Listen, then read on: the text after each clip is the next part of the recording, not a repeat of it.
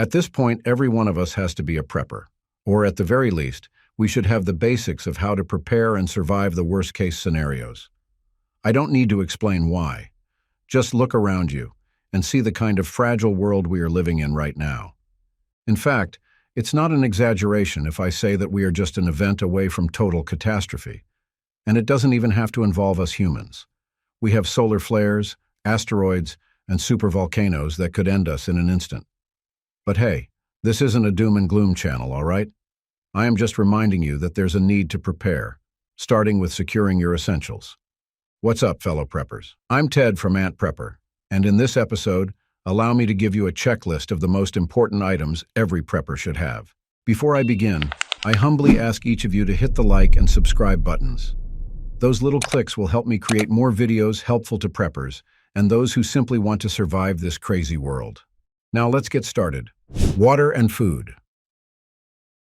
Let's start with the most obvious. Nourishment is essential for your survival. Like, really. How can you really conquer the odds if you are already dehydrated, or if your stomach has been empty for 3 straight days? A person requires at least a gallon a day to survive, so you need to stockpile generously. However, this is only plausible if you are just staying at home or in a temporary shelter you built. If you are on the move, your water bottle will definitely go empty soon. Hence, life straws, purification tablets, and water purifiers are crucial amenities so that you can drink water from external sources. And when I say external sources, I only refer to those reliable ones. This means water coming from moving water bodies like rivers and streams, or those water sources that are far from pollution sources. When it comes to food, your inventory should at least last for 2 weeks. After that, you need to go hunting mode. Non-perishable goods are ideal for prepping, such as canned soup, canned beans, dried beans, rice, and food packs, or what we call MREs. Needless to say, some of them require cooking to avoid food poisoning, so you still need a working stove, sufficient fuel supply, or in most cases, fire. Protection. Okay, I did make this as generic as possible to not raise anyone's eyebrows. But really, how would you like to find yourself defenseless in a post-shtf? I am sure that self-preservation is the very first thing that kicks into people's minds during disasters. And by all means, you can't do that if you don't have the means to protect yourself. I hate to break it to you, but those bizarre self-defense classes won't help you at all once a gun is pointed at you. Besides, weapons aren't just man-stoppers. You can use them to hunt or gather food as well. In a nutshell, firearms are crucial for prepping. It doesn't have to be an ultra-powerful submachine gun or a high-spec assault rifle. Even the simplest Glock can do the trick already. You just have to make sure that first, you know how to use them. Second, that you have enough ammo for them to keep on firing. And third, that you can carry your guns discreetly. But what happens if you run out of bullets? Well, you should try melee. Knives, axes, and even blunt or makeshift weapons are already good for self-defense. Heck, even a bear or pepper spray can become a lifesaver. First aid kit or medicines. All hell could break loose in a shtf situation. Once that happens, it's already given that the modern society, as you know it, would collapse. Well, that means that essential facilities like hospitals, clinics, pharmacies, and other establishments would also shut. You will not feel the weight of that situation unless you experience it firsthand. I think it was 4 or 5 years ago when I got stuck in a cabin with a bad fever for 24 hours while I was somewhere in the upper Midwest. No medicines, no rescue whatsoever. I would never want to get in the same situation again, and perhaps that drove me to become a prepper. With that being said, a true prepper should stockpile medicines and health supplies. Make sure that you also pack medications that you need for specific maintenance. While you are in it, train yourself in how to treat injuries, recognize symptoms, and diagnose conditions. I know this sounds like you are playing Dr. Quack, but in an shtf, you need to become a jack of all trades. Expect that no help will come, so you need to do the lifting by yourself. Matches and fire starters.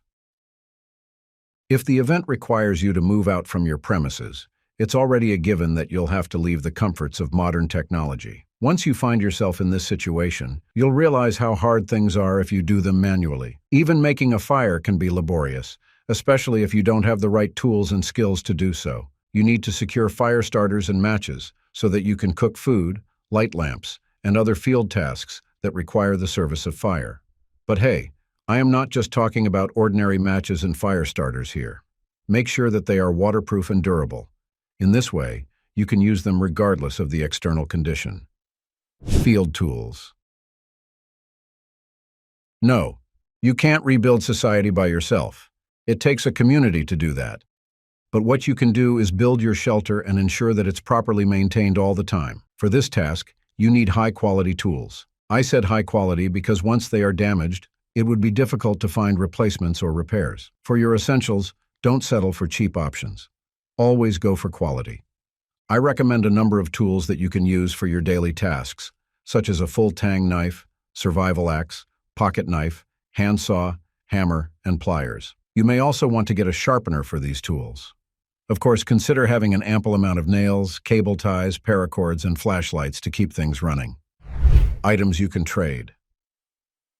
I hate to break it to you, but the money and jewelry you have doesn't mean a thing in a post-apocalyptic setting. If you need something from another survivor or community, you need to buy them via other means. This is where tradable goods come in. Think of items that people would love to have even when the world has fallen. Survivors would really love to trade their goods in exchange for ammo or gasoline, because these things are really important.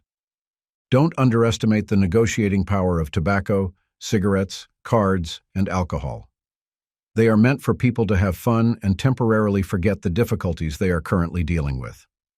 And even I don't really recommend this. Just have enough stockpile of medicines and health supplies. They should be meant for your personal consumption, but if push comes to shove, you can use them for trading. Do I recommend trading food?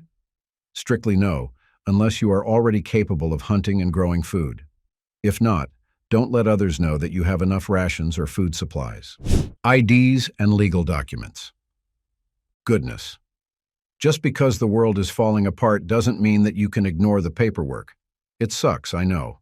But in some cases, you still have to let others know who you are, where you came from, your status, and so on, especially if that someone is a military or government guy. Keep in mind that in a shtf, martial law is 100% likely to take place.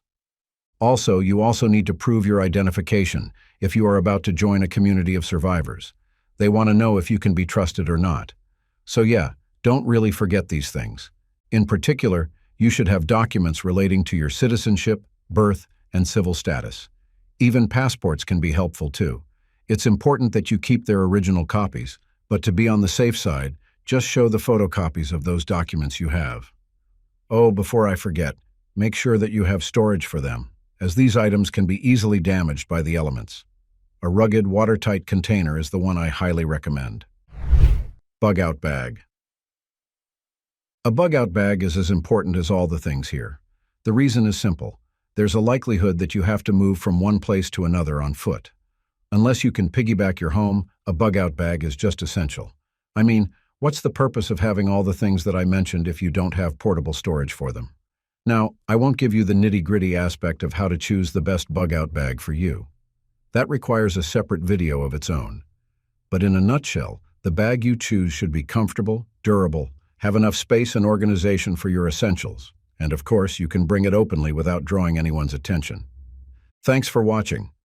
Times are tough, but I hope that with these videos, we will be able to plan, prepare, and act accordingly.